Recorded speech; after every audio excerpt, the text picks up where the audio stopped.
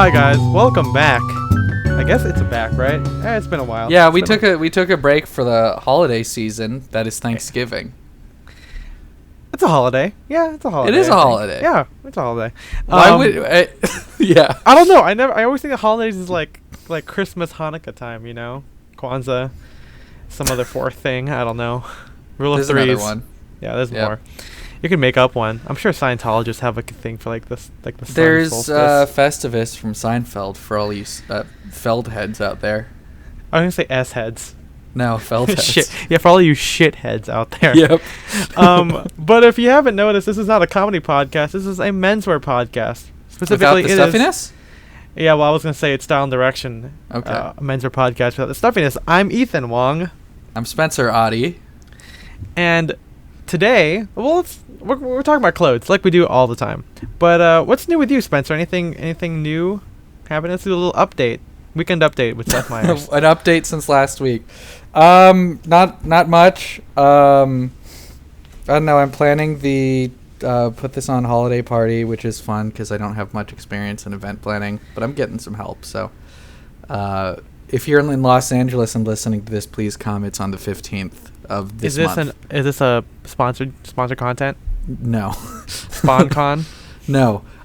When is this episode coming out? Is it coming out before the? It'll come out before then. Don't worry. Okay, yeah, come to it. It's It'll be like the weekend, the 15th, right? I'm gonna be posting it like every day on the Instagram. So just check the Instagram for put this on Instagram. Yeah. Well, that's very cool. Nothing's new with me, so. Okay. You just wanted to ask me. Yeah, I just wanted because this podcast I listen to podcast. It's like a relationship podcast. It's into the lives of ABGs. It's not called that, but they always update about themselves in the beginning of each one, and I think it's cool to kind of get to know. I mean, I think Scott Aukerman does it kind of sometimes. Yeah. I don't know. I think the problem with us is that our lives are boring. That's true. We're talking about clothes on an audio medium. Yeah. Yeah. So anyway, today we're going to be talking about something that has been requested of us for quite a while. If you haven't submitted a question on the Silent Direction submission forms, God, I can't speak today. I'm a regular old mute person. I thought there was going to be more of a joke there. There wasn't. I was just saying what it was. Okay. If you haven't given us a submission, please do, because we get a lot of questions in there, and we try and answer at least maybe 2 or 3 each one. But one that keeps coming up in both in person on our DMs is how we buy clothes. And I personally usually just use money. I steal. Yeah, I'm a gentleman thief. The gentleman's ghost. You're like Lupin the Third. Yeah, I am. I'm Lupin the Third, or in America, Wolf, because they couldn't say Lupin. Yep. What's the subject today? Well, we just talked about it. Yeah, we're also live on Instagram as we're speaking. Yeah, we normally go live. We didn't do it the last time because we had some issues with Spencer's And once Instagram. again, we don't really have a set schedule for when we record, but check us out. like I said before, you just gotta follow us on every available medium, and that way you get notified when we go live. When we go live together, we This is where wolf.com would have been instrumental. Yep. Well, don't just woof me. What does he say? Is that Ryan? What does Ryan say? I think he just goes woof. Yeah. And then a robot voice like, "You've got a woof from Kelly Kapoor." Yeah. Washington University of Public Health. Mm-hmm. Yep, sold it there. So yeah, we're gonna be talking about that today. Not woofing, not yiffing, which is God. that's our next topic. No, but yeah, how we buy clothes, because Spencer and I have a big closet. I mean, maybe not physically, but in terms of what's in it, we have a lot of clothes. Yeah. And so people always ask us, what's our process for it? Like, how do we do we think that, are there gaps in our wardrobe that we fill whenever we're looking? Is it always spontaneous? Do we do research? And I think it'd be cool to just kind of go into all of that, Yeah. So first, I have a little outline this time, and first, let's talk about our buying process for new clothing. I want to say, like, not vintage, but like, you're buying something ready to wear or commissioning something that you didn't have before. It's not a vintage piece. Let's put it that way. What's your process there, Spencer? Well, my process is pretty similar to, I guess, the process for buying vintage. Typically, when I'm buying something new, it's going to be like a piece of dressier clothing, I guess. So it's like I like dress shirt, a sport coat, a suit, whatever. But for everything, basically, I just say like, I would like a brown check sport coat, and then I look until I find it. Like it's usually inspired by a photo or something I see a friend of mine wear, but it's usually not I have a specific brand in mind or whatever. It's just like this is what I want, and I'll know the right one when I see it. It has to fit my price point. It has to have all the details we love, as we talked about in other episodes. What would be your price point, and what would be your price point for like something new? Oh, for something new? I mean, again, it's going to depend on the item. For dress shirts, I don't know, like up to about like 150 or 200, depending on how recently my paycheck was. Do you think that you've like since we both like kind of like got into like the menswear industry and been exposed to a lot more, do you think that your threshold for certain items has like gotten bigger? Absolutely. I know for me, yeah, Absolutely. exactly. For me, yeah. It used to be, it's like I wouldn't spend more than like $100 on something, but now I'm like $100. What a bargain.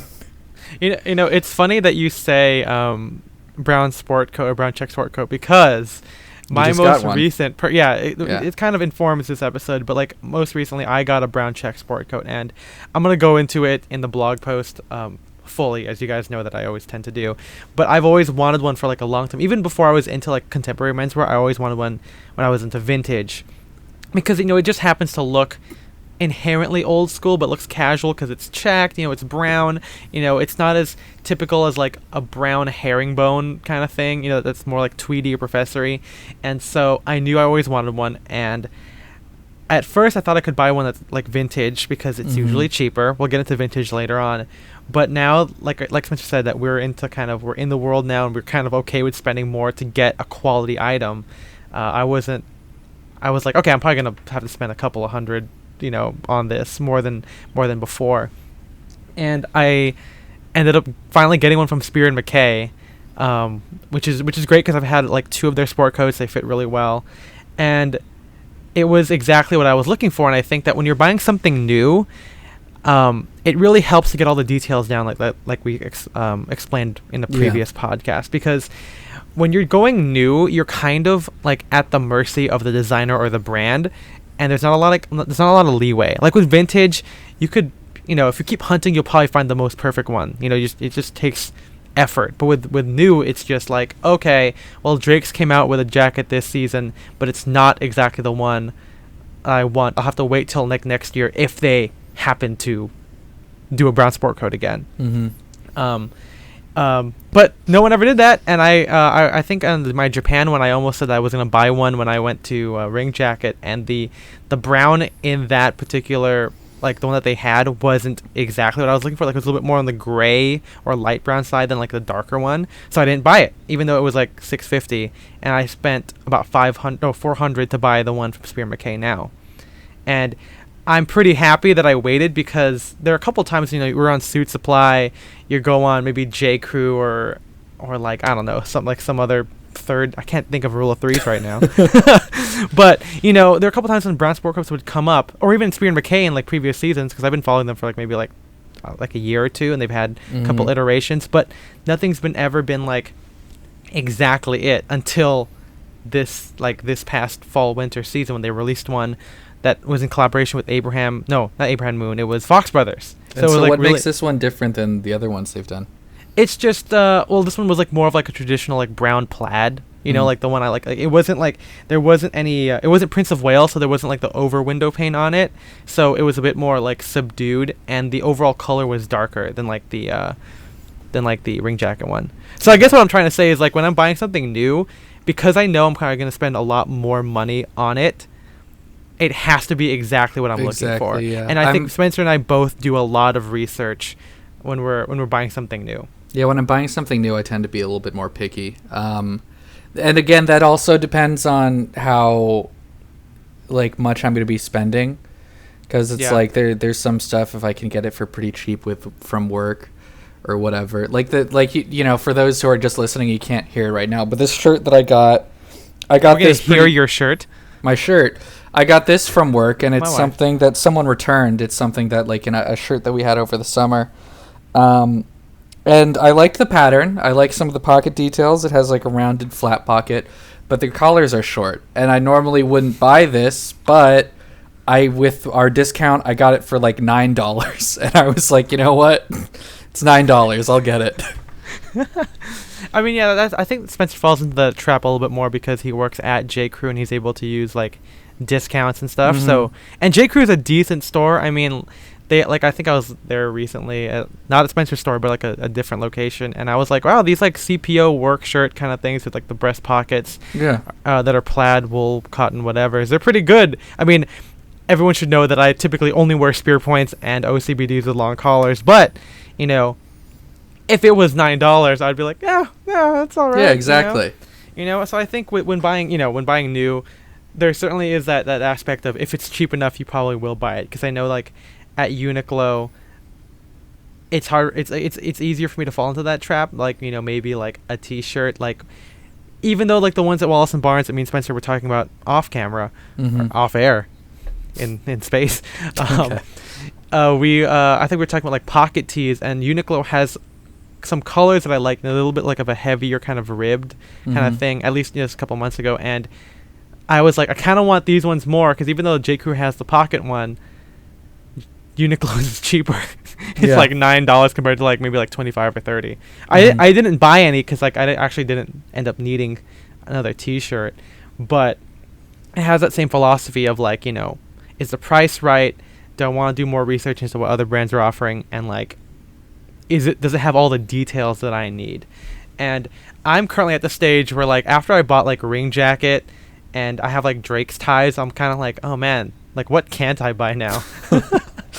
You know, The power is too great. Yeah, no, seriously though, it kind of is, because you know, when you're looking for something and you have that kind of inclination to, you see an inspiration image, whether it's an actual lookbook from a brand and you're like, I need to buy that specific thing, or maybe like, you know, it's generic enough as like, okay, I want like a navy hopsack sport coat, you know, you kind of are like, well, I don't want to like deal with hunting other than like doing research, but like buying something new has like this kind of different appeal to it. Like, it's, you get to wear it in yourself, you can return it if you have to, you know, there's a lot of stuff that you can't get with like with vintage that has like a lot of pluses for buying new.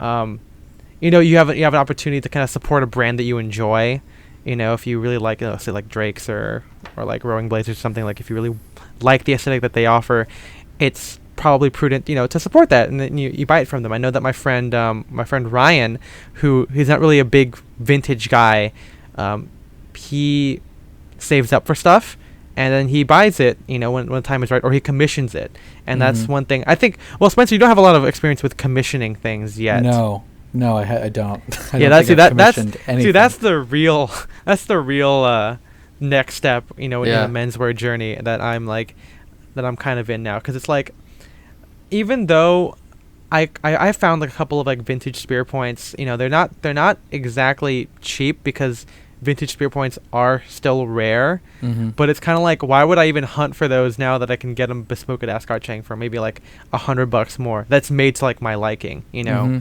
Or like, now that I've commissioned a couple of cotton suits from my friend Dave at Atelier Fugue, it's kind of like, well, at that price point, why try and look at like Suit Supply or Spear McKay when you can like have you can use Dave and you can make a suit from him, you know? And then at the end of the day, it becomes like, what are you exactly looking for? Because sometimes, you know, makers are limited by what cloths they offer, or like the house cut, you know, and same thing with ready to wear. And you know, I like both, and so far I think that my wardrobe is gonna be both Dave and Atelier. No, he is Atelier Fugue. He is the Fugue himself. No, it's gonna be both him and Spear and McKay, because I mean, I like both of their stuff, and it's just kind of like, okay, what can one offer me that the other one can't, kind of thing. Exactly. Like, you know, I've said this before, and I know that you've experienced this at Banana Republic, but every time I'm selling a suit, I get like at least once a week a guy will come in and brag to me that he only buys his suits at Hugo Boss, and it's always Hugo Boss specifically. But what I think is funny is that, you know, I haven't been into the Hugo Boss store in a long time, but for that price point, like they're probably spending like $1,500. I'm like, man, why not just fucking get it made? Like, why are you going to Hugo Boss? Seriously. Yeah, it's Ascot Chang is like $2,500 for like basic worsted stuff for bespoke, and it's like, why? Yeah, like if I see a suit in a mall, like at a mall brand or department store that's about the same price as getting a bespoke, I'm like, okay, I understand the market for this, but it's like, why would you ever do that? Why would you buy that, not just get it made? No, it's really ridiculous, and I think that's what separates like the people who enjoy like classic menswear from like people who want to, like you want to wear something for like the status symbol. I always still wonder like why people go to like Tom Ford instead of doing like Edward Sexton. When the silhouette is, they're inspired. I mean, I think Tom Ford is inspired by Edward Sexton. It's very English, very strong shoulders, wide peak lapels. That kind of thing that Edward Sexton is known for, and yet obviously Tom Ford is successful in what he offers. So it's like that kind of disconnect. Now, before we move on to vintage, I want to kind of address something about buying new that I've noticed, like when people DM me, is that I think when you buy new or when you're into menswear, there's like this weird understanding or assumption. You and me. Yeah. Rue out of Mornes. That you're always cognizant of like every brand's offering at all times. 'Cause like I'll talk about how I bought like, my sport coat, and then they'll be like, oh, have you heard of this brand? I'm like, no. Or like, oh, do you have experience with this brand? I'm like, no. And like, oh, well, it's this new up and coming thing, or, they make similar ones for like a different price point or whatever. I think most recently it was like a DM about like this vintage Thomas Farthing-esque, but a little bit more modern kind of suit maker in the UK that kind of is like very Edward Sexton inspired, kind of vintage, kind of 60s, kind of 40s, and like this kind of amalgamation kind of thing. It's a cool place, cool brand, 100% wool stuff, looks pretty nice. But I'm like, oh, I don't know, I've never used them. And he's like, oh, okay. He wasn't You're like, not it wasn't like informed consumer. Yeah, the rational consumer, as it were. Yeah. It's not like that. It wasn't like a bad DM, and I wasn't like mad, but it's just kind of like this whole thing of like, I don't know if I'm unique in this, or maybe because we're vintage, we come from a place of vintage, that like when we buy from a brand or we like a certain thing, we tend to like stick to that brand, and we don't really look anywhere else for it. And maybe we're just bad consumers. We're not always brand looking loyalty. for like, yeah, we apparently we're supposed to be killing brand loyalty, but I think we're just whores now.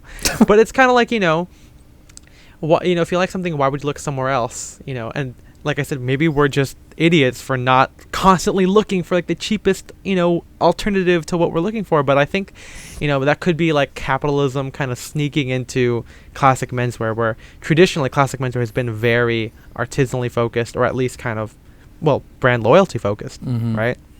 Do you have any? Is that? Oh God, I can't fucking talk. I'm a fucking mute. Yeah, mute. Okay. Have you had experience with that kind of thing? Does that happen to you? Not really in terms of suits, because I mean, just like in everything. Well, just everything. It's like, it's like I tend to, I guess it's for casual wear. I generally like my jeans from like LVC, I guess, or just Levi's in general. Do you ever get guys who are like, oh, have you seen this new denim brand? Like, yeah, and it's like, I don't know. Now that I'm not even, for the most part, I'm not like, I guess maybe once my like newer jeans kind of wear out, I'll be in the market again. But now I'm not in the market for jeans. I'm not in the market for like really clean stuff. But I think that's a big thing. Like you don't really buy something new or anything at all when you're not missing that thing. Yeah. Like, if you've already got a blue sport coat, you're not constantly looking for blue sport coats. Unless it's like a weird little detail that you like. It's like, oh, I don't have a blue blazer with the brass buttons or something. Yeah. Or it's like, I don't have a blue blazer with patch pockets. Yeah. But now, Jinx, you owe me a soda. Oh no. Jinx, now you're dead. Oh no. Can't talk for the rest of the episode. You think that Bloomhouse is gonna make like a movie about like, because they made one about like Truth or Dare, right? Yeah. I feel like Jinx is probably like in production or something. Have I told you about my weirdly specific fear with the game Would You Rather? Would you rather die or No, live? it's like I don't like playing that game because I'm worried that one day it's like either I'll be cursed by a witch or I'll go to hell or something like that, and I'll be forced to do all the things that I said I'd rather do. Like, That's a weird fear. or it's like an AI is listening and is going to program like a specific horror show for me. Your own personal hell. Yeah, exactly. The robot devil. Yeah, the robot devil. The robot devil, Bender. With his hands. Yeah, the ones that can play the holophoner. Yep. Guys, you got to watch Futurama if you haven't. Well, not yeah. streaming So I think anywhere. that's just something like that I've noticed when with a lot of my followers. And Mhm. something though is that as we move on to vintage, you tend to kind of look for a lot of stuff because like when we were talking about like M43 pants, you found some from like some reproduction. And I feel like you found a lot of reproduction stuff. And like, what's your threshold for like doing research for like something like you're gonna do a deep dive? there Is it are just because like you really want something and you're like I'm gonna keep looking till I No, find there. one that I mean, can there are a afford? couple brands that I generally go for like reproduction stuff. Obviously, like I said, for workwear, I tend to stick to like LVC or Double RL.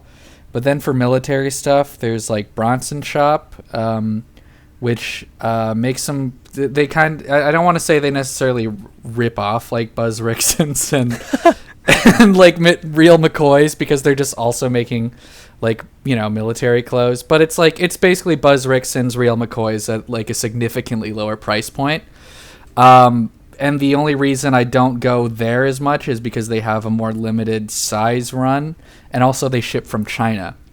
So then I tend to get like reproduction, like the more common reproduction stuff I tend to get from like At the Front or World War II Impressions, which I think a big reason for that is I think they're both based in California. So I get shipments from them very quickly. But it's like there are several World War II or just like like military reproduction brands, and generally if I buy one thing from them and I like it, I tend to trust them. I'm like, okay, their other stuff is probably pretty good too, so I have a couple that I stick with. Is the reason also like price or because you don't Yeah, wanna I mean find it's it? like exactly vintage- like the pants that I got. The camo pants and the HBT pants that I recently like literally rediscovered in my closet. Like they had fallen down and I forgot that I had them. But my both God. of those I got Such a menswear problem. both of those I got for like probably less than $70 and stuff like that. And for the high rise, like wide leg, it's like damn. Can't go wrong with that price. Yeah. Yeah. That's good. I mean, for me, I definitely don't buy I don't really buy reproduction as Mhm. much anyway. But in terms of new stuff, like it's calmed down a lot over the past few years. I mean, I didn't really buy new to begin with, other than like custom shirts and stuff. But lately, like ties from Drake's, Mhm. sport coats from Spear and McKay, maybe some new commissions there. Like that's kind of it. And maybe like a couple pieces of like outerwear or like basics from like Uniqlo and J. Crew, thanks to you and MJ, my Yeah. hookups at these places. Yep. But yeah, they're usually always like kind of basic stuff like t-shirts, socks, maybe Well, like a 'cause sweater. I also want to say it's like most of the time if I'm getting something reproduction, it's because it's like it would be like way out of my price range to get it like Vintage, an yeah. original vintage. Yeah. So I tend to only get like the rarer stuff. But because it's like I was reading an MFA thread yesterday, Yeah. and it was like, what do you think is going to be the defining style like trend of the 2010s? And someone was like, workwear that has zero wear and tear. And I'm like, Yep. okay, Oh, I saw that one. Yeah. yeah, it's like I know that aesthetic and I don't like it. So Yeah. usually Raw denim and boots all the time. yeah, exactly, but it's like pristine and it's like all like dark indigo and shit like that. And now I like the wear and tear. I like it to look like it's actually like, been used. It's tossed around a little bit. Exactly, yeah. So now I want clothes that have been fucked in. exactly. I want to fuck my jeans. But yeah, no, now I try to get stuff. I try to get stuff vintage first before I look for reproduction. Yeah. So let's move into that now. So Do you have certain things that you like? How do you come up with that list of like, oh, this is like my next cops? It's kind of hard to kind of like it's really hard to kind of like, you know, narrow down that kind of thing, because I feel like within menswear it just happens like random inspiration, right? Like you'll see a picture and you're like, fuck, I want that thing. No, I mean that's exactly how it is. Like I'll see a picture once again of like either my friends wearing something, or like a clip from a movie, or like, you know, just an old picture, and I'll be like, damn, I want that jacket, or I want those pants. And I don't have like a physical list written down anywhere, but I have like kind of like a rotating list in my mind. You don't tattoo it on your body? No. So I don't, memento style. But no, it's like I don't every time I go to a flea market or go to a vintage store or whatever, I'm just kind of like, okay, if they have this and it's in my price range and it fits me, I am going to go home with it. That's true. I mean, I feel like I'm the similar kind of way. I mean, I used to be the guy who always would have like alert set of like 1930 suits, 1940 suits on eBay. Just because, you know, even though like say like I'm friends with Benny Reese is like one of the top vintage sellers of suits in maybe America or something. But like, you know, he doesn't get very many stuff in my size, so like every time I'd go there I would see the same stuff, right? And if it didn't grab me before, I wouldn't buy it. So of course eBay would be the way to kind of like to grow your wardrobe. And as we've talked about before, vintage is a little bit hard to kind of get like a full menswear wardrobe, because most of the time it's very heavy. You don't see a lot of like summer wear or summer appropriate attire, because those were lighter and fell apart over the years compared to say tweed or flannel or something. Which is what led me to buy stuff for new, like my hopsack jacket. Almost all my summer wear is like new stuff. You know. And when I take all my stuff for vintage, for fall, it's almost entirely vintage. So I think before I would kind of look up, like, as I decided, you know, to hone my wardrobe, I would like have specific search terms I was looking for. Like, I want a tweed jacket, you know, a gray tweed jacket or something like that. And so I would have stuff looking out for that on eBay. And then, like Spencer says, if we walk into a vintage store and they happen to have it, and gray tweed isn't exactly uncommon, like more often than not we'd find one, and if it was my size I'd probably buy it. But now that's changed a little bit, because I have a giant wardrobe and I've definitely kind of been able to at the very least approximate looks that I like using what I already have. I explained this in a big article on Casual Ethan, but nowadays it kind of is like luck of the draw. Like if let's take our most recent adventure into the Rose Bowl flea market as an example. I think that's a good. And we're going again this Sunday. So once again, yeah. So I've gone to the Rose Bowl flea market is a really big. It's the biggest, I think, in America outdoor flea market. It has a lot of great vendors. A lot of them end up showing up at places like Inspiration LA. And they sell some crazy vintage. More often than not, it's mainly workwear, milsurp, not really tailoring related.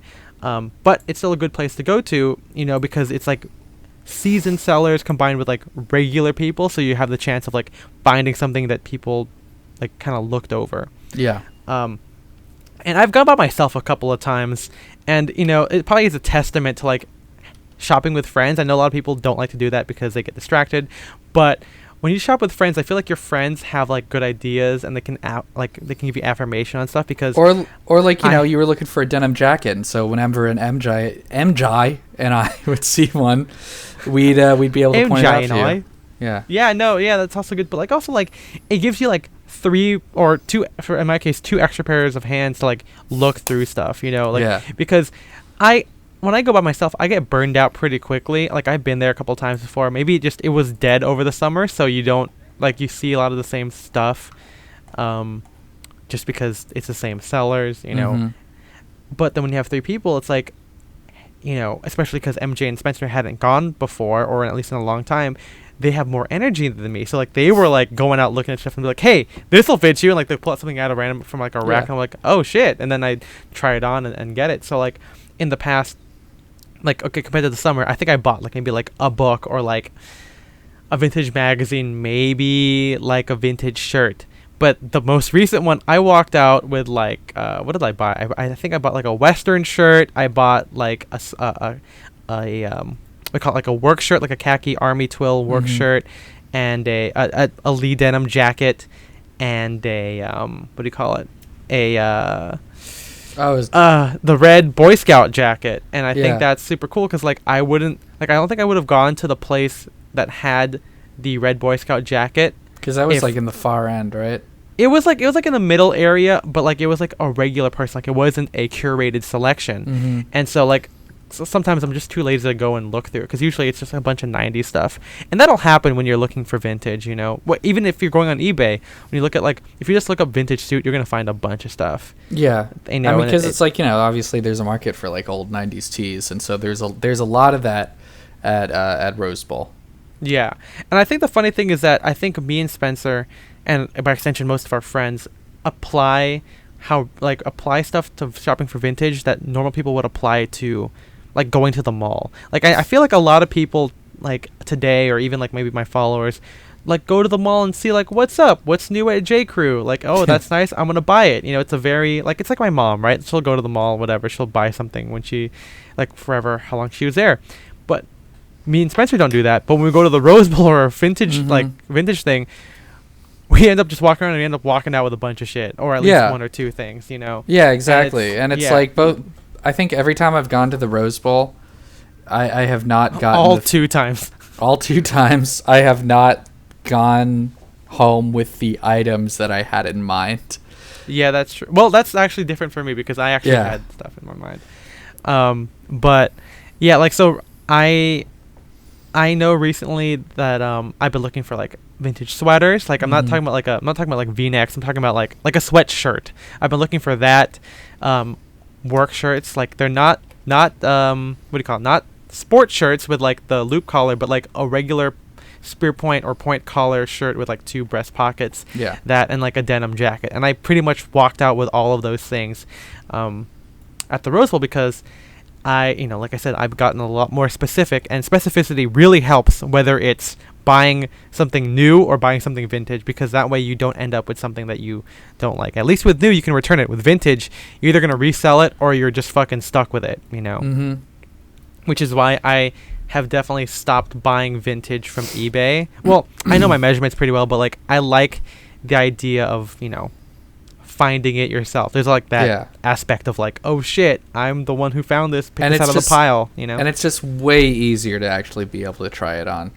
Because it's like sometimes I've gotten stuff on eBay and the measurements were just like way off. And so even if you know your measurements, that's not a guarantee that what you're getting is going to fit.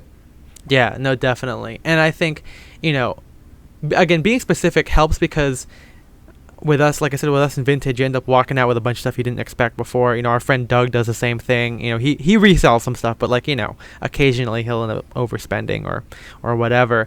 Or our friend the Gooch brothers are the same way as well. But it's like, if you have something in your mind that you really want, it'll help you kind of hone things down. Because like when I was looking for a denim jacket, you know, at first I think I bought, this is like a couple of years ago, but I bought one on eBay, but like it was like a Wrangler, and it had like a clasp button, kind of like a snap button, instead of like the push through buttons that I liked. But I bought it because it was cheap, and it kind of looked like the way I wanted. It still was kind of short. It had side pockets because I like pocket fisting. But then I realized I didn't really like that, you know? Yeah. And so ever since then, I did not buy a denim jacket until I found the one I liked. And I think I found it in the Lee 101J because I didn't want like the typical trucker Levi's Type 3 jacket. I started to not like the Type 1 or Type 2 just because it was a little too workwear. And then I think I watched like a couple of 70s movies, and I'm like, okay, I kind of want like a 101J now. Mm-hmm. And so I bought it. I found one, I bought it, but it took a long time because we went around to like a couple of different sellers who had 101Js or whatever, Just old Lee jackets. This old Lee jackets. And I tried on a couple of them because like some of them don't have sizes on them, so like you literally have to just try them on and see. And you know, sometimes one would be too big or one would be too short, or maybe the sleeves are a little too long. And sleeves being long is a kind of common thing in like vintage denim jackets for some random reason. But in the end, I got it, and I'm pretty happy with it. And now I'll never buy a denim jacket again until this one dies on me, which it probably won't, because that's the appeal of a fucking denim jacket. Yeah, it's held up very well.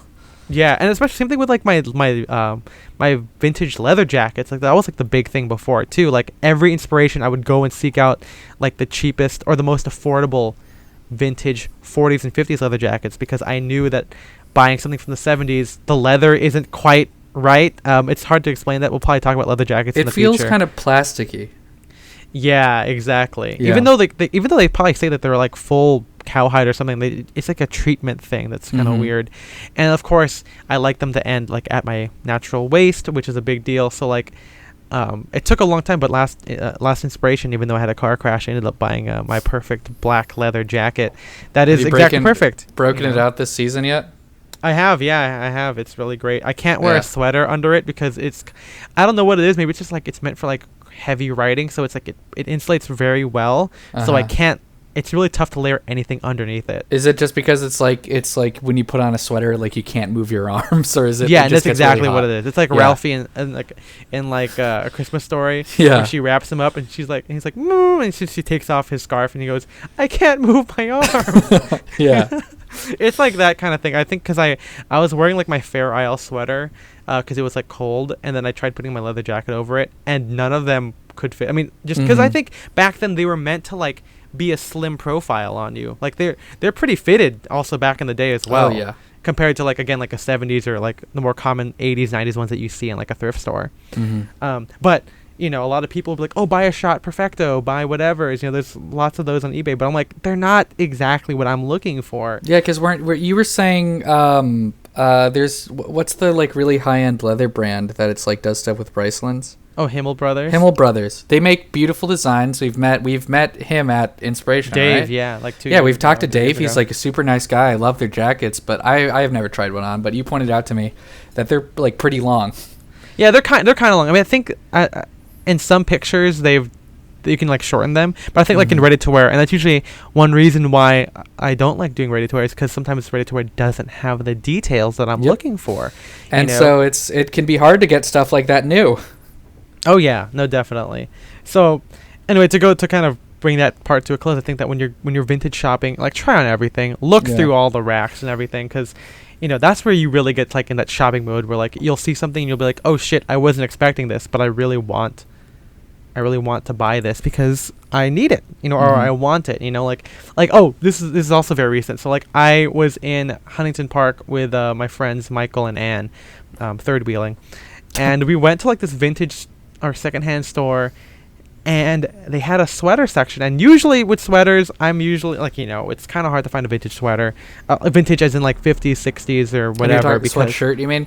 Yeah, sweatshirt. Yeah. Yeah. And I went there and I was like, okay, I'm gonna remember what Doug taught me. And Doug's a great guy to like ask about like milsurp or like casual vintage wear. But he's like, yeah, if you find like that top stitch over the over like the pocket area, if they got raglan sleeves, got wide ribbing, it's probably vintage, And I found one, and it was like $30, and it wasn't bad. It's like the same price as like going to the Gap or something, right? And I was like, well, this is perfect. It's a hoodie. It's purple. It's got everything I'm looking for in a vintage sweater. Purple is kind of a weird color. Like I kind of wanted like a red or a yellow, because red or yellow or gray is kind of more vintage. Because they remind you of your favorite condiments. Yeah, exactly. And now I'm just getting like Barney's cum. Yeah. Yeah. There's the quote. There's my quote for like Jesus that I'm gonna pull. Yeah. But I got that one because I was like, it's $30, and I would love to have like a knockabout sweater or sweatshirt, and it's perfect. I mean, I've worn it a couple times. This is only like maybe like 2 weeks ago, but it's great, and that's a perfect example of like you go into a place, a vintage store, and you remember you're not obligated to buy anything, even at the Rose Bowl, even though you have to pay money to go to the Rose Bowl. If there's nothing else calling to you, just don't buy anything. You're better off, than it saves you. It's like rather than spending like $109, you're just spending $9. Yeah, exactly. I mean, recently talking about length, we were at Rose Bowl, the big one that we went to, and they had a black single-breasted, like an 8.2-ish kind of looking like leather jacket. Oh, that's from the 40s. right. Yeah, with and it purple fit me lining. well.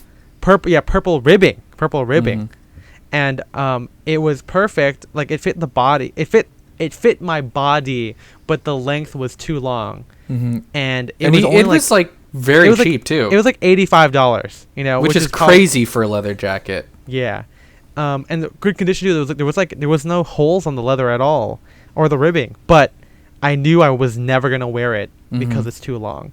And although you might regret, like, oh, the deal was so good, like, you're just better off not spending that $100, you know.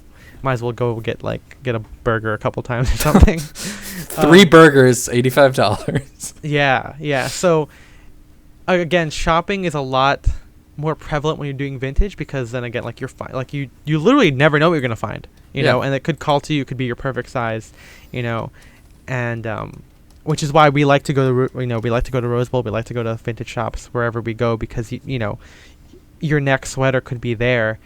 And it could be something super cool with like raglan sleeves, or it could be like a spear point. Like the spear point I'm wearing right now is a work shirt that I got from the Please and Thank You sale. And I know Please and Thank You is a kind of like a curated vintage shop that is, you know, curated vintage shops are definitely more pricey than finding like something at a thrift store, you know, obviously, because they know what they got.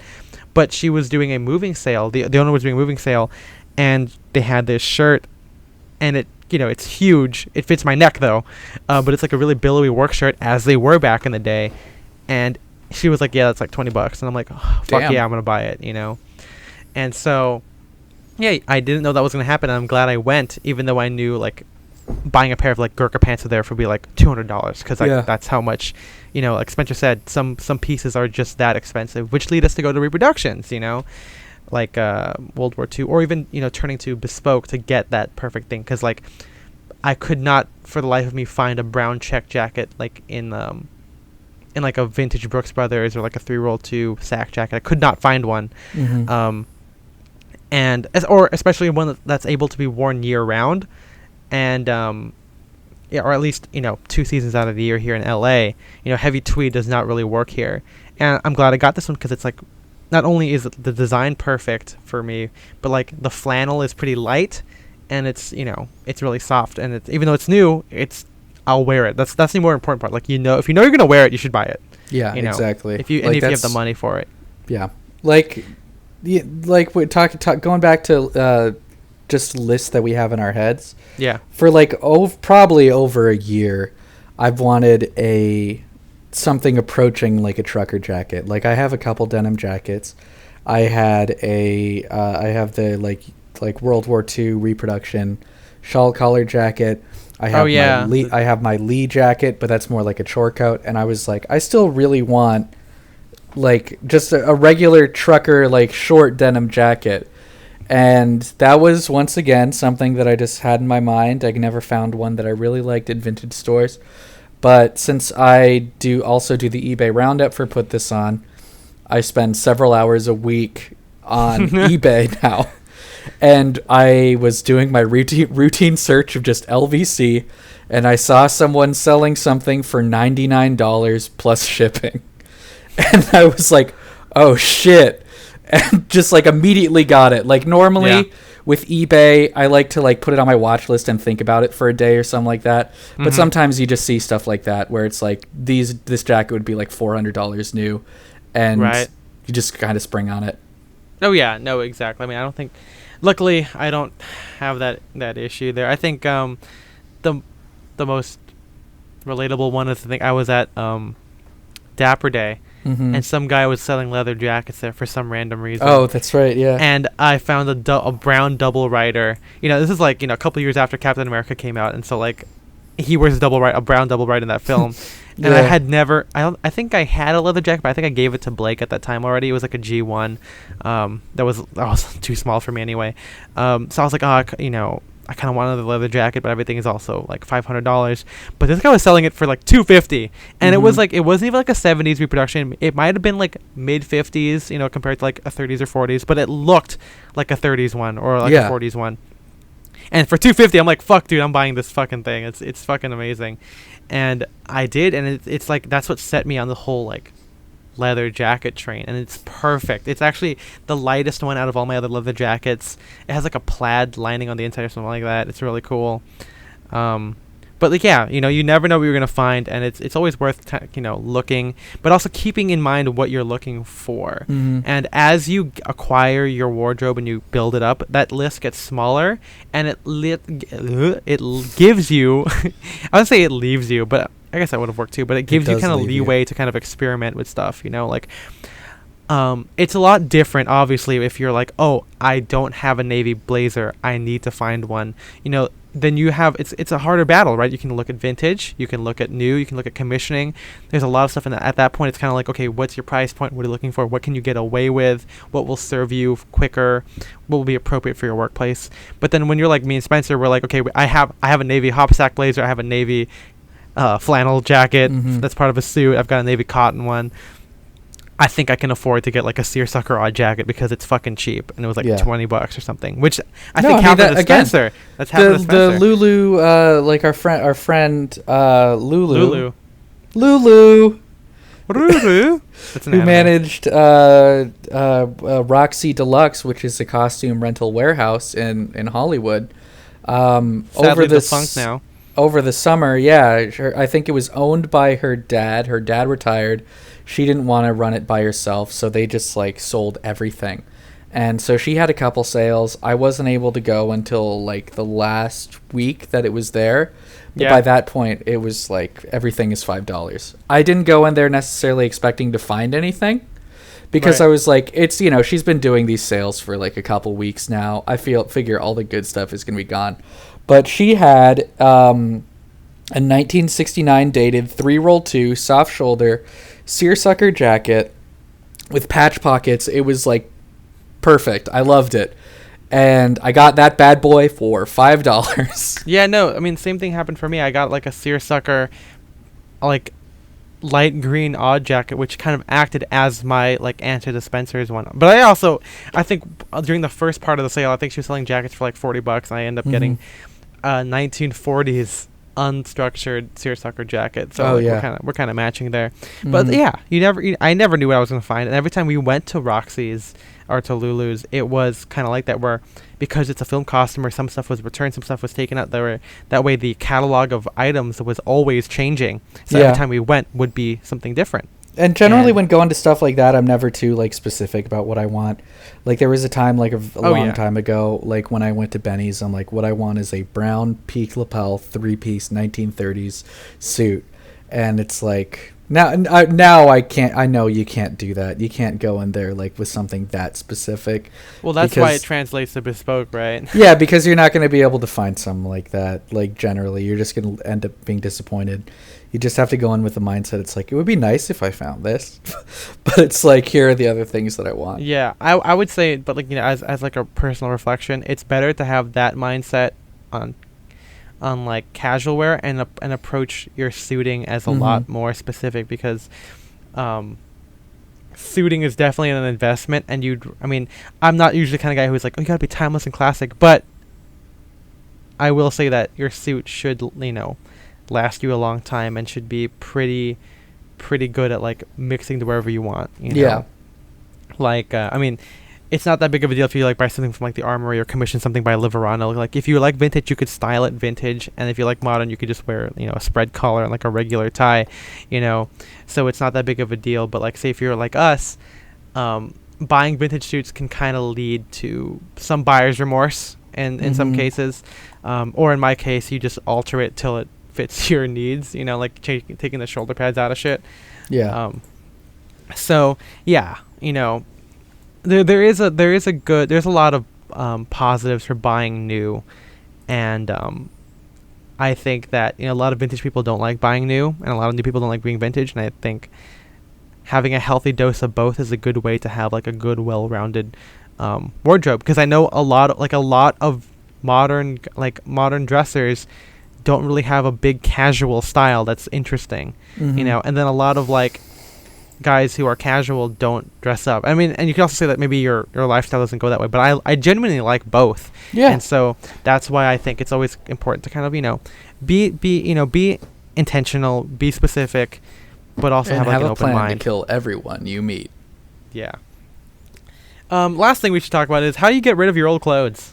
Opposite of buying. The opposite of buying, pooping. How do you poop your old clothes? Yep. How many times do you think we've said the word poop or pooping on this show? 69 times. Nice. Lately, so obviously I don't I don't have a lot of new things in my wardrobe. Just as a disclaimer, if you guys didn't already know, but so I'm kind of spoiled by vintage in the fact that like I know I wouldn't pay a lot of money for something, so I can't morally sell something for a lot of money, despite knowing what it is. And even then, I've gotten lucky, So it's kind of like this whole thing of when I'm trying to get rid of clothes, I end up kind of selling it for like really cheap or letting them go because it's like I got my wear out of it. I don't feel good about upselling something to my friend, And I'm just so lazy to list something on eBay. I'm so lazy. And so, like, I mean, even then, I have, like, no buyer's feedback on eBay, so I feel like people wouldn't buy from me anyway. So it's kind of like... It's such a pain in the ass to sell stuff on eBay. Yeah, it is. Which is why we tell you to be intentional, because otherwise you don't have to resell stuff. Yeah, because I don't do a lot of reselling or, like, like returning stuff because again, like I tend to be pretty picky about what I buy. There are times where I get something again for pretty cheap with my employee discount at J. Crew, and sometimes I'll return it. But even then, most of the time, it's like if I can get it cheap enough, I'm like it's okay. Like I'll find some time to wear it eventually. And I a lot of my vintage stuff that I've tried to get rid of, I just like trade into vintage stores. Like I just get store credit. Yeah, because even then, vintage stores, because they're like us, they're used to buying stuff for cheap. They don't give back a lot of money for things. Yeah, it's like GameStop. I mean, you're not wrong. Like, so that's why it's a lot tougher like to buy period suits because selling them back is pretty tough. And then also a lot of vintage stores don't want 60s suits. So, if you go to the whole Ivy style kick like I did, you can't really get rid of it. Luckily, I love wearing my Ivy stuff. Like, I don't think that's going to change. It's not as bold as, like, my broad-shouldered peak lapel 1930s three-piece suit that I was lucky enough to sell back to the guy I bought it from for around the same price. Just kind of like an even trade kind of thing. But yeah, I always hate reselling stuff or even going and dropping stuff off. Yeah. And I always think of it as I got what I liked out of it. I'm just going to give it to someone. I'd rather give it to a friend who I know is going to wear it. And there are a couple of exceptions where like the belt backs I've sold. Like I think I sold my gray belt back DB like from the early 30s, and I gave that to a vintage seller, and he gave me like $250 for it, which I bought it for $20, but I know it's worth like $350 because of how rare it is. But like I can't argue with that, and I know no one else is gonna buy it. Also, it's a small size, not if I lived in Japan maybe, but I took the money because I was like, it's $200 more than I had before. Exactly. And it's like, obviously it's like you don't want to think about like you're losing your investment. Like you're already losing your investment. It's like if let's say that I bought something in fucking like high school for like $100 and I bring it to Joyride and they say we'll give you $75 for it. I don't think of it as losing $25. Because it's like I bought this years ago. Like I made the money back. Like it doesn't at this point. You got what you liked out of it. Yeah, exactly. Yeah, and so like that's something I'm kind of considering because I think I'm about to let go of some of my 30s and 40s suits that I don't really wear anymore. That I don't want to get the shoulder pads removed up because they are worth more as a suit unaltered than than a sport coat. So keep your eyes open for that on my Instagram stories if that ever happens. But in terms of like modern stuff, like stuff that I've thrifted, I end up just like giving to MJ or Jay. They've really loved that lately. I think a lot of like my like old J. Crew, like I think I thrifted like a J. Crew throat latch work shirt that has the tiniest collar possible.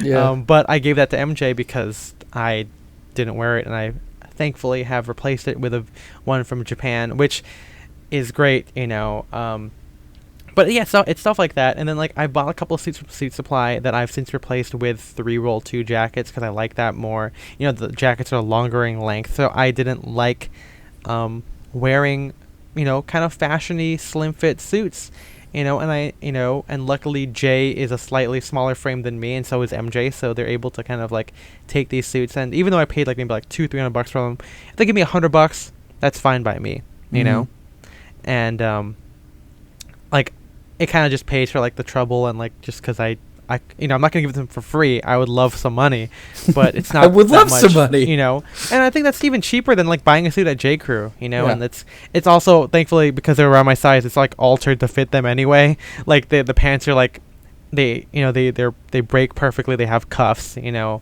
have suspender buttons in them already because I did that for all my old suits or the suits I had before. So it's like, they kind of get like they're getting something cool for a decent price, and I'm getting rid of something and I'm making a little bit of money. Even though I'm losing money, I'm making it because like that's $100 again, like that I didn't have before. But yeah, how often do you return new stuff? Like, when's the last time you returned something that you bought like new? Because I mean, a lot of the stuff that we buy now, you can't really like return. Yeah, I think this is why it helps to be a lot more intentional. Because like, one recent one was I think last year or like last sale that Spear and McKay had, they had something like you buy 2 jackets for like $400 or something, which is pretty good because like their jackets are like $300. You're saving a couple hundred, and I really wanted a navy hop sack, but they didn't have one. But they had like a blue, like flannel-y kind of thing, and I got it in, and I thought I would like it because like, okay, maybe I could just replace my navy flannel jacket with this one, because my flannel jacket before was a part of a suit, and I wanted one just for knockabout stuff. But it wasn't the right color. It looked a little bit more too electric blue compared to the picture. The fabric I wasn't a big fan of, and I had to return. Like it was a hassle. Like I had to find my own box for it because like the box that came in, like I think it rained, so like the box that they gave me was like in bad condition. I had to like pay for it to go back to Canada, which was like $20 or something, because they don't do free returns, and they are a Canadian-based company. But it was a big thing. So like dealing with all that, it's like I don't want to fucking I have better stuff to do with my time. I even with vintage though, like most vintage places don't have a return policy like at all. Like you buy it final sale, but on eBay sometimes you're lucky enough to get a seller that has a return policy in like 3 or 30 days, whatever. And I bought R.M. Williams Chelsea's, and that's another fun story I can get into before we close here. But anyway, like I bought them used, and I made sure to email him, like even though he said he had 30 returns, I was like, hey, just making sure like the measurements you have are kind of weird. I don't know how they translate to me because I'm wearing US sizes, they're Australian sizes, and also measuring the sole of the foot doesn't always work out either for shoes, like there could be something weird. It's like, don't worry about it, return them if you or start the return process if you feel like it, like before the 30 days are over. And it made me more confident to buy it, and at one point I considered returning them, but I ended up wearing them again the next day and they were perfectly fine, and now they've loosened up enough and they're perfect, and so it was a really good story. Yeah, I know our Instagram. Oh shit! We lost a couple of questions. No, it's okay. Don't worry about it. Okay. I got them in my head. Don't worry. Yeah. Like that story was really interesting because like I really wanted a good pair of black Chelsea boots because I've always wanted some. I have a black denim leather jacket now, so like it's a natural pairing for that.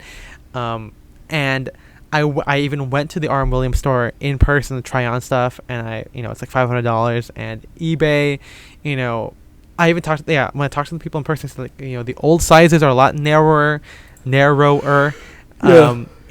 really tricky to find one that fits, and of course, like even eBay is really hard if they don't offer returns. Could be coming from anywhere, and like we just said, returning, even if it's on eBay and it's prepaid, you still have to go to the post office. You still have to And who has time to go to the post office? Stamps.com. So, but in the end, I kind of lucked out. And that's one big thing with, like, buying, in menswear. Like, sometimes you take a chance on something and you like it. And it just depends on your willingness for something. Even with Spear McKay, when I first got it, like, the button stance is a little bit different, than what I'd like. Because originally I was just looking for Ivy sack jackets, and, of course, new is different. But it worked out, and I like Spear and McKay now. And it's a good place to go try out, your navy hop sack or get my brown plaid jacket. Oh, my corduroy suit is from them as well, so it's really cool. But yeah, if we want to close with anything, I think just again, being intentional, being cognizant, doing a little bit of research doesn't hurt. I think one thing too is that we didn't get to cover before is like, if you like something that's brand name, like LVC or Drake's, check out Grailed or eBay and see if you can find those specific Exactly. things I've only there. bought. I mean, I don't think. I've never bought on Grailed. No, I've never bought anything for myself new at LVC. Everything I have from them, same thing with Double RL, is like secondhand. Oh yeah, no, I mean that's one way that you can save money on buying like those things. Yeah. And like Ukes, I think is also good. There's a lot of secondhand stuff that I've looked at, and I know that they have like Drake's or Ring Jacket. But in the end, I ended up buying something new because I was able to try it on. It just it depends on how comfortable you are with, again, online measurements. Because sometimes buying secondhand, even if it's brand name, can depend on maybe like their measurements change from season to season, or certain fits, certain manufacturers are different than they are now. So you can't really find that until you buy it and try it on or ask someone. And that's a good thing too. You can always ask people. I think that's one big thing that I've learned by buying vintage. Like you can ask Benny or whatever, like, hey, how does this fit, or how is this supposed to fit? How long should a 30s jacket be if it was period authentic? Stuff like that. Yeah, because help normally you kind of hone in. I mean, it's like I do this at work, and it's like I think a lot of people who sell second hand or vintage tend to do this too. But if something doesn't fit right, it's like they'll tell you. Like Benny has told me before, it's like if I've tried something on, it's like I don't think that works, and then, he's technically losing out on a sale, but it's like they'll It's the honesty that you need, you know, yeah, and also again, I don't think that again, this is just based on my DMs, but like you don't have to constantly be looking for like the next thing. We don't do that. If my ignorance to most of my DMs are any indication, I really don't look at anything other than my favorite brands. And maybe like say if I want a Drake suit, but I'm not going to pay $2,000, and I'm still not going to do that because I don't have that kind of money. Yeah. I will look for other places, but like I'm not looking naturally just all the time in general for like every menswear brand that's popping out, In fact, that's why I listen to like places like Handcut Radio or Blammo to hear about things, like Salmon Amel, which a Swedish made to measure, or I think they're bespoke. Anyway, they're a Swedish menswear brand. I wouldn't have heard about them if I didn't, listen to those things, and it adds to that kind of that list of places or a list of brands that you would want to try in the future that you're kind of keeping an eye out for. Yeah. That's that's the one real way to do it. I don't want you guys, especially like after having gone through it myself, like not to like kind of be taken over by like capitalism and like always be looking at the next stuff. Because even though my wardrobe is really great now, there was a lot of times before where I bought something just because I could, and I don't think that that's a wise decision, because it resulted in a lot of frustrating goodwill trips after my friends did not want to buy. No, exactly. Like a one-button H&M jacket that I got. Black Friday, Cyber Monday, I got a lot of emails saying it's like, oh, hey, everything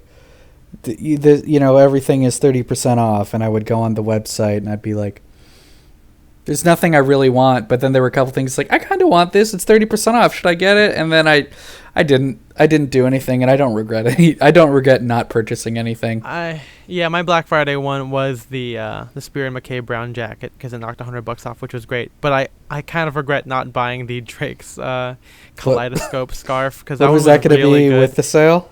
It was. I think it's like $300 like with the sale. Oh no, $300 pre-sale, and then it was $200 after sale. So again, saving $100, which is pretty good because some of those scarves are like $500. Yeah. But if it goes on eBay or something, maybe I'll check it out if someone buys it, or maybe their next seasonal sale or something. But one last thing I want to talk about, I know this episode's kind of going long, but I also don't like the idea of buying from mall brands to approximate high quality brands. There are a couple times when like our friends would go to like Target and they'd find like a chore coat, but it has like a Goodfellows like label on it, but like they're like, oh, it's only $5 at Target, and I'm like, yeah, but it's got like, you could find like a vintage one that's better quality, exactly, that's made better, and that doesn't have branding on it, and that's kind of something that I really want to push, because I know some people like, like a lot of places could have like rugby shirts for cheap, or chambray work shirts for cheap, or something. And it really comes down to like the details matter episode, where sometimes they can approximate it, but like the overall feeling may not be the right way. Like a lot of places could have like stretch in it. I think Target's chart coats had stretch in those things. Like Uniqlo can have high-rise denim that also has stretch, or they'll have a jacket that looks good with like patch pockets, but it's like all polyester. Like there was like one time they had like an overdyed seersucker jacket that is great. Like it was like a chore blazer kind of design, but it was 100% polyester. But it was like $20 after the sales and everything. But like still, not worth it to me. And I think that's you and I, since we started out buying vintage, that's just a different mindset that I think that we have. Because it's like sometimes we talk to people, we talk to our friends who are like, should I get this like chore coat from Target? And we say, it's like, why don't you look on eBay? And they're like, oh, that didn't even occur to me. But it's like, that's like our first thought. Yeah, and I think because our way, even to now, like approximating like bespoke looks is by getting vintage things. That it might not be $20, but like a $60 sack jacket instead of buying a ring jacket tweed is a win in my eyes. And I still it could all if it was like a modern guy, he might not like it doesn't have La Spalla Camicia, or the lapels aren't the same thing.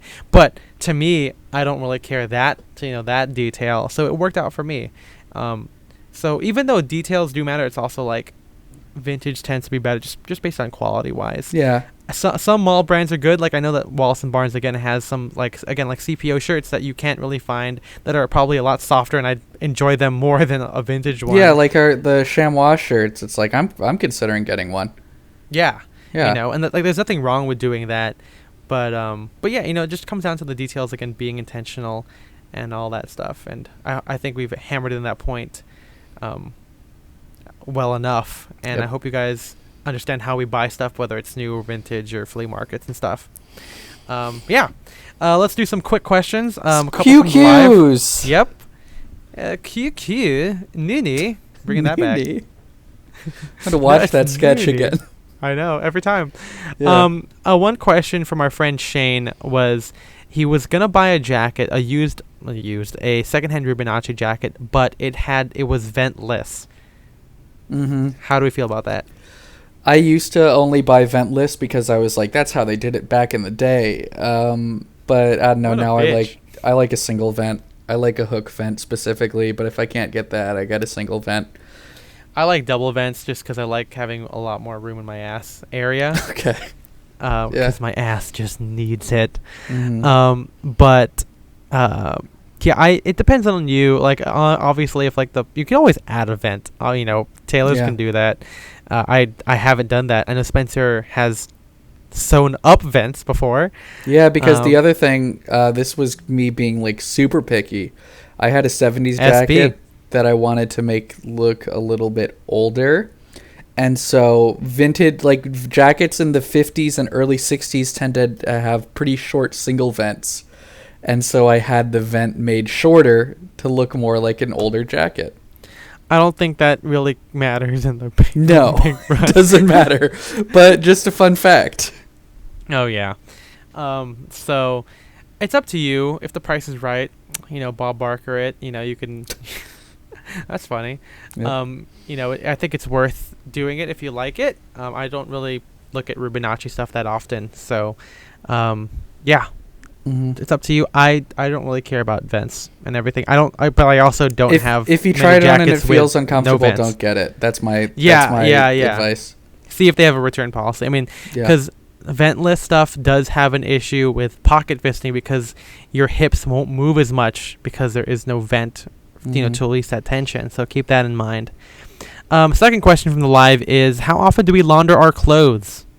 It depends on the item. Like jackets, like I'll launder after 3 or 4 wears. Shirts usually after 1 or 2, and pants only if there are stains on them or if they smell bad usually. If we're talking about dry cleaning, no, I guess that's the case for dry cleaning. I basically only dry clean like suits now, even dress shirts. I just like do a gentle wash and hang dry. But yeah. I definitely don't wash my stuff as much as I do just because I have a lot, and I think airing them out is better. A lot of times when you talk to like vintage people, they don't dry clean their suits unless they sweat through it from swing dancing, because dry cleaning can be a harsh process on any suit. Even there's even like a clip of Jake Grantham back in his Armory days where he's like, oh, if it's not physically dirty, I just hang it. So I keep that one in mind. I don't think I've dry cleaned anything in such a long time for any of my, maybe it could be I years. don't go to the dry cleaners nearly as much as I used to. Yeah. I wash shirts after every wear just because, I think I don't sweat that much, but just for that sake of it. If there are times when say if I wear a turtleneck base layer, so my shirt goes on top of it, I'll just rewear that the overshirt again just because it didn't touch my body. Touch my body. Nice. Thanks. Pants I definitely don't wash also until they're like physically dirty. If I feel like I've like farted a lot that day, maybe I'll wash them. Okay. But even then I'll just end up hanging them, because like I wear them like once a week. Same thing with jeans. A lot of places they don't they wash their jeans like maybe once or twice a year, if that. Most hardcore denim guys, so it's not that big of a deal. Yeah. In general, smell can almost always be taken away with a good spray and a good airing out. I will say though that when I buy vintage for the first time, I will wash it. I've washed, even if it's like a wool shirt, I'll wash it, or like cotton chinos or something. But then I will air dry all of them. I only dry, like machine dry, like basically my undershirts, my underwear, my socks, and like regular dress shirts and sports shirts. Because just as little as possible, but you want to make sure that your stuff is clean, and once you wash them, you're pretty good. Technically I think you can get maybe like 2 wears out of each shirt before they're pretty bad, but I end up not doing that just because it's so easy to take off the shirt and put it in the hamper. Oh yeah, exactly. Yeah, but don't overwash your stuff, but just wash them if you feel like they're dirty and you feel gross. Yep. Last question. This is coming to us from John. This is from the actual submissions. What are your best vintage military or surplus purchases? I'll let Spencer answer that one first. I have a lot because I really like, it's like the thing that I get the most wear out of is probably my camo jungle jacket. I wore that like at least once a week over the summer, and I haven't worn it in a while just because it's been a little bit colder. I really like my M43, and today I got to wear my N1 deck jacket for the first time in like months. So probably those, I guess. A lot of like outerwear. Yeah, outerwear is probably the most favorite because it's how cool outerwear is. We could have a very long discussion on just jackets in general. But for me, I love my actually, I love my olive jungle jacket more than my camo one, just because I don't know, it just feels better. I like the color of it. My camo one's a little bit more faded. But lately, because it's kind of like really thin, I haven't worn that one lately. Most of my jackets that I wear now are my leather jackets, because I fucking love leather jackets. Yeah. And or my denim Lee one. But those aren't really milsurp or military. But I think my favorite one would have to be like my P or M43 trousers. They're pretty cool. They're super wide legged, super high rise. They've got those cool like hip pockets on them. You can read all about them on the Fun Pants with Tailoring article. Yeah. Those are probably my favorite. My World War II chinos, the khaki ones, are also pretty nice. But I don't wear those as much just because I like wearing, like, if I'm going to wear chinos, I tend to wear, like, kind of dressier ones. Or my raw hem ones just because, like, I feel like fucking being lazy. And then, I also have, like, a 1950s Korean War chambray sports shirt, which is really cool. And that's probably, like, one of my favorite shirts of all time. And, yeah, like, those are really it, because I don't really have a lot of... I don't have a big fascination with like military jackets as much as like most of other people that we're friends with, so I don't buy those when I'm out looking, so Yeah, maybe that'll change in the future, like like a lot of things. But yeah, I hope that answers your question.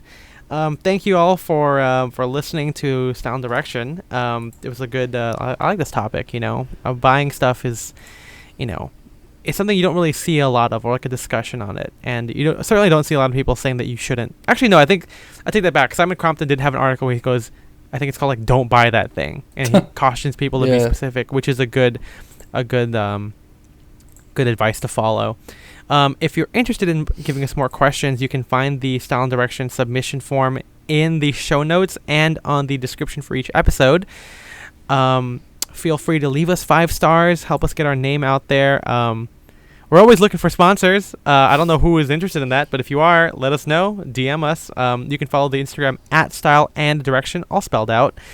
We post our show quotes there and a couple of pictures of the things that we're talking about. You can find me on Instagram at Ethan M. Wong. I'm at Spencer DSO. DSO! You said you're going to do that. I said I was. And it's funny because I thought you were going to say it in the beginning, but I remembered we'd tell our normal name in the beginning. Yeah. I had to wait a whole hour and 15 for that one. Damn. We'll see you guys in the next one. Bye-bye.